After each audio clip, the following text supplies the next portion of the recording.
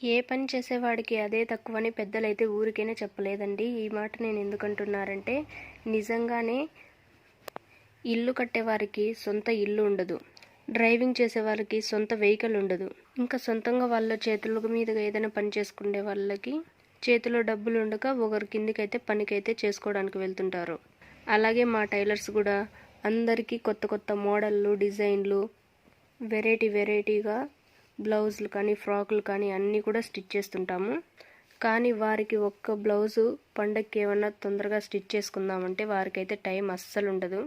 పోనీలే బ్లౌజులు ఇప్పుడు ఎవరివి లేవు కస్టమర్లు, అన్నీ కూడా మనము సొంతంగా ఏమన్నా మన బ్లౌజులు ఏమన్నా స్టిచ్ చేసుకుందాం అనుకుంటే, ఇప్పుడు ఎందుకులే, ఇప్పుడు నేను కొత్త చీర కట్టుకొని ఎక్కడికి వెళ్ళాలి, ఈ రోజున బ్లౌజులు లేవు కదా కొంచెం రెస్ట్ తీసుకుందామని అయితే గుండిపోతుంటాము. మీరు కూడా నాలాగే అనుకుంటారా? కామెంట్ చేయండి. వీడియో నచ్చితే లైక్ చేయండి. రవిజయ ఫ్యాషన్